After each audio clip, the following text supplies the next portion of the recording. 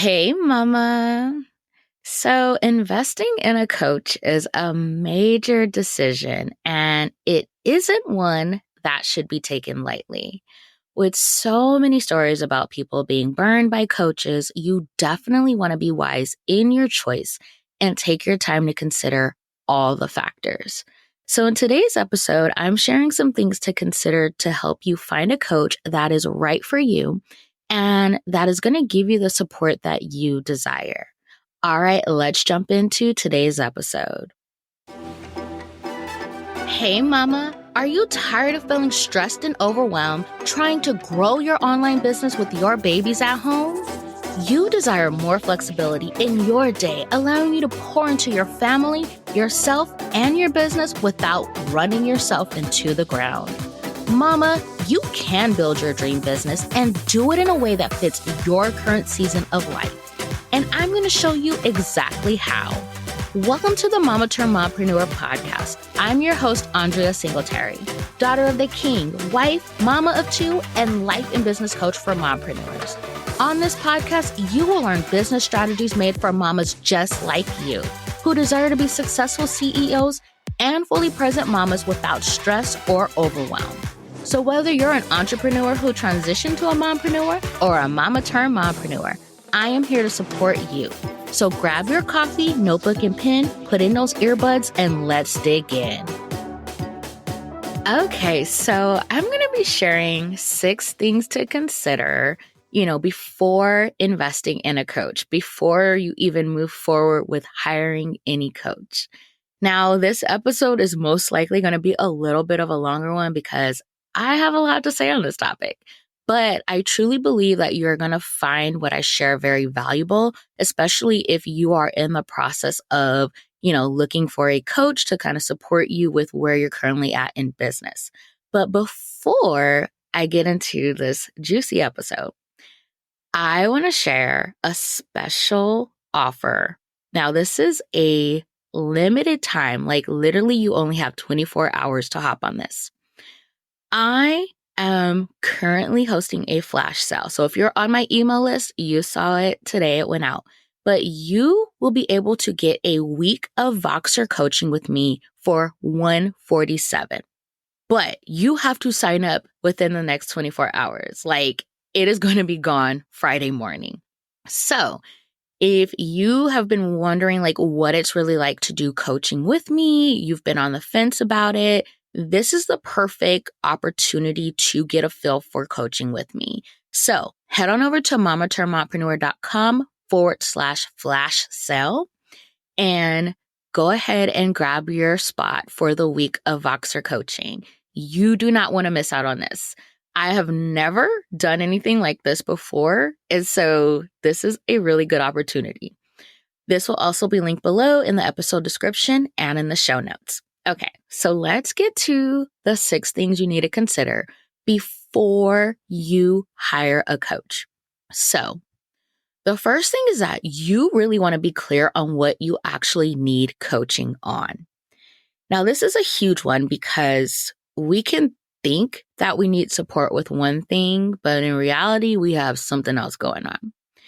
And so if you go into this coaching relationship expecting your coach to help you with one thing, but the thing that you actually need help with isn't really their area of expertise, then you're going to end up disappointed, right? Because you had something in your mind that you really wanted support with, but you didn't communicate that with them, or you didn't really look into see like whether or not that was something they could actually support you with. The beautiful thing about coaching is that there are literally coaches for everything.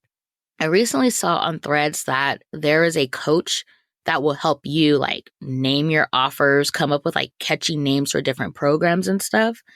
Like I said, there's literally a coach for everything. So regardless of what your need is, there is a coach for it. But the thing is that you have to, be honest with yourself, like where you're at in business, what you actually need help with, what your greatest need is right now, so that way you can ensure that you are hiring the right coach, the one that can actually help you with your biggest pain point right now, basically. Okay, so the next thing is that you want to make sure you are hiring a coach that understands your current season of life. Now, not everyone may agree with me on this, but I am a firm believer that if you are a mom business owner, if you are a mompreneur, you need to work with coaches that are moms. The capacity of a mompreneur compared to an entrepreneur is very, very different. You need to work with someone who will teach you strategies that you can realistically implement and who understand those challenging seasons of motherhood and how to navigate them as a business owner. So just to kind of give an example, I had one of my Life in Seasons one-on-one coaching clients share with me that, she's worked with a lot of coaches, and whenever she faced a challenging season in motherhood, their immediate response was to either pause the coaching or completely end the coaching relationship. And one of the things that she said she appreciated about me was that, when those challenging seasons hit, we didn't end our coaching relationship. We really worked on creating a plan that fit her current season of life. And so for her, that looked down like breaking down her business goals into even smaller goals or smaller actionable steps. And so we made it so that her goals, we broke them down quarterly. And that was manageable for her. That lit her up, and, she got back excited about her business and everything. And honestly, it broke my heart for her to say that, but it also helped me to realize, and she explained this too, but I had found like when she was facing those challenging seasons, she was apologizing a lot and even saying like, hey, if you want to stop the coaching relationship, we can. And I was like, girl, nah, you're not getting rid of me. Like, we in this, we're going to put the things for business on hold, but let's focus on getting things together in your personal life. So that way you are whole as a woman, you are whole as a mom, you are whole as a wife, and then we can pour into the business. And so that's why, like, it is so important to hire a coach that actually gets it, because challenges are going to come up in motherhood. There's no way around it, whether it's our kids getting sick or something else going on. Like, they're going to happen, and we're going to have to take a step back in certain areas of our business to prioritize our family. And so you want someone who can actually support you with that, not tell you like, okay, peace out. Let's just end this coaching relationship. Like, no, who does that? Like, no. And so that is why I really want you to consider that, because just because you're going through a challenging season doesn't mean you stop needing coaching. If anything, you need even more coaching because your mindset is going to be a hot mess. You're going to be dealing with imposter syndrome. You are going to be dealing with guilt, whether that's mom guilt or guilt over not being able to pour more into your business. Like, there are so many feelings that are going to be coming up and everything. And so you need someone that can help you navigate that, so that way you don't get stuck in it and then you completely, give up on your business. So make sure that the coach you hire actually understands your current season of life. The next thing is that you want to make sure this coach actually has social proof. And so when I say social proof, I'm referring to like what their clients are saying about them, not their million screenshots of payment notifications. I'm so sick of that trend. I really am. And the thing is that just because somebody is getting paid doesn't mean that they can actually coach you. Doesn't mean that they are going to help you get the results that you desire or the transformation that they're promising to give you. You want to know what their clients are saying about working with them. What transformation did their clients actually achieve when working with them? So you want that type of social proof, not screenshots of payment notifications when half the time the date is blocked off. So you don't even know if it's recent or if that was from last year. Anyways, I'm going to get off my soapbox about that because it really irritates me. It's like, okay, you're getting paid every day. What else is going on here? Like, tell me more. How else can you actually help me? Anyways, okay, the next thing is, what content format do they support their clients with? Now, before I get into breaking this one down, I'm going to share a little story with you guys. So, I had another client share with me that she had invested in a course and it was specific to building a business in her industry. She has a very specific niche. I'm not going to share what it is because I don't want to give away like any identifying information, confidentiality purposes.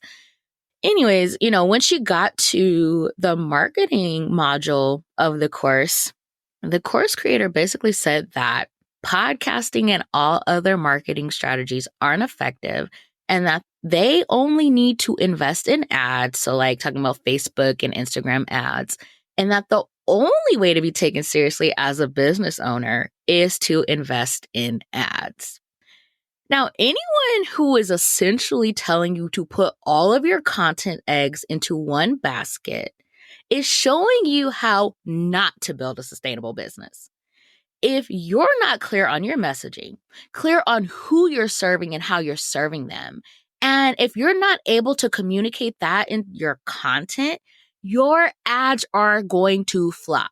It's going to be basically like you're throwing money in the toilet. Also, you are limiting your reach, like especially for this client specific niche. 9 times out of 10, her ideal clients aren't on social media and they're never going to see those paid ads. And so it just, I really had to like keep my cool when my client shared this with me because I really wanted to go find this lady's like email or something and send her a long essay about why she's wrong. But I didn't do that. But more and more, I am seeing that coaches are claiming that they will support their clients with, creating this amazing content that's going to attract their ideal clients and convert them. But more often than not, the type of content they're referring to is creating content specifically for like Instagram and not other platforms. And I feel like that's a huge problem because not everyone thrives on Instagram, wants to build their business on Instagram. You know what I mean? Like there are other ways to create content. There are other ways to create a content strategy that will still yield the same results, whether you're doing it on Instagram, through podcasting, blogging, whatever. And you want to make sure you work with a coach that can support you, with creating content on whatever platform you're going to be on. Because at the end of the day, like when it comes to the actual content, the platform or the format of the content doesn't matter as much as like, is your messaging clear? Are you creating content for the different buyer types? Are you creating content that is actually going to move your audience along the customer journey? That's what actually matters versus the platform. And so you don't want to end up working with somebody who they're only going to be talking to you about Instagram when you have a podcast, you're doing email marketing, or you're doing blogging, or you're doing networking, like whatever your format for creating content and getting out there and getting in front of your ideal clients, like you want somebody who's going to be able to support you with that. So the next thing you want to consider is if this coach is actually practicing what they preach. Now, I've never done this on the podcast before, but I'm doing it today. I'm about to throw some scripture at you guys, so get ready. So Matthew 7:15-20. Basically, Jesus is talking about being known by your fruit and how only a good tree can bear good fruit and a bad tree can bear bad fruit. And although he was referring to false prophets in this instance, it still applies to all of us. And so what it means to be known by our fruit is, what are your actions saying about your character? Are your actions lining up with what you're saying? Are your actions showing good character? And so our actions show what's truly in our hearts. And so the coach you're considering, are their words and their actions lining up, or is something off? Is there a miscommunication between the two? What do their actions say about their character? How does their content make you feel? Do you feel good or bad after consuming their content? All of these things are a preview into what it's like to work with that coach. So if their content is making you feel bad, don't give them your money because you're going to feel bad in that coaching container. They're showing you up front what it's going to be like to work with them. Are they telling you to implement strategies that they don't even do themselves? So I've already talked about this before, but are they encouraging their community to create content in one way and saying that's how they hit their goals, yet you know for a fact that they leverage other marketing strategies? And so, like I had mentioned, I think it was in Tuesday's episode 135, a lot of these coaches are telling their community, to focus on creating content for Instagram and that, that's how they're getting on their clients. Yet you see their ads all over Facebook. You see they're also running ads on Instagram. So they're not just creating content, they're doing paid ads too. Or they have, an email list that they email. Like that's part of their marketing strategy too. They have a podcast, they have a YouTube channel, they have a blog, but they're only telling you to do Instagram. Like, make it make sense. So before moving forward with investing in a coach, consume their free content. And you can even, invest in one of their lower ticket offers if they have one. And this is going to allow you to truly get to know them and see if they are a good fit before making a higher investment. You want to make sure that it's someone who their actions line up with their words, that what they're saying in their content is actually what you're going to get when you work with them. Because there are a lot of people out here nowadays, they're really good at marketing. Their messaging is on point. But when you work with them, it's not the same experience. You're not getting the transformation that they were speaking to in their content. And so you really want to make sure that you're getting what you pay for. Okay, so the last thing that you want to consider before hiring a coach is what are their values and beliefs? Now, this is a huge one because you want to make sure you're working with someone who shares either the same or similar values as you. So for instance, motherhood is very important to me, which is why I choose to work with coaches that are not only moms, but also celebrate being mamas and actually talk about their kids and their content. That matters a lot to me. I love working with mamas who they have their kids home with them. And not to say anything against those who, choose to send their kids to school full time and different things like that. But that's where I'm at. My son goes to school half days, but I have my daughter home with me full time. And then we go pick up my son, half day. And so I'm doing this thing with my kids at home. And so I connect with other coaches who they're doing the same thing. They can speak to that. They celebrate that. They talk about the highs and lows of it and everything. And so for you, you got to figure out what is it for you that really matters? What are your values and beliefs, and that you want to have that shared connection with the coach you invest with. And so choose a coach that aligns with those values and beliefs. Okay, so as a recap, I haven't done a recap in a long time, y'all. But as a recap, the 6 things you want to consider before hiring a coach, when you're in that process of finding a coach, looking for a coach, the 6 things you want to consider are: 1, make sure you're clear on what you actually need coaching for. 2, does this coach understand your current season of life? 3, do they have social proof and not just screenshots of their payment notifications? 4, what content format do they support their clients with?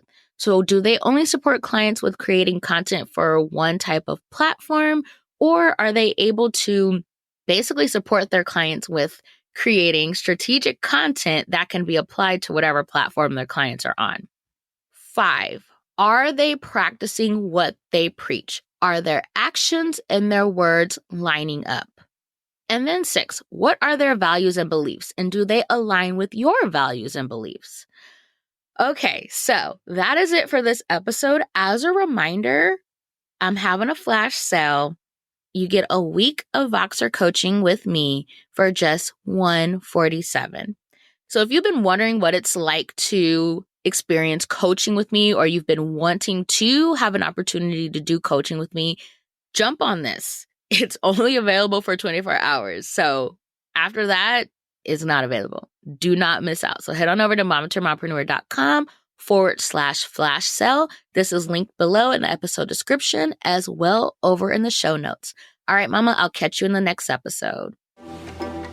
Well, Mama, that's a wrap on today's episode. Thank you so much for taking time out of your busy day to hang with me. If you enjoyed today's episode, will you do me a favor and follow the podcast and leave a review?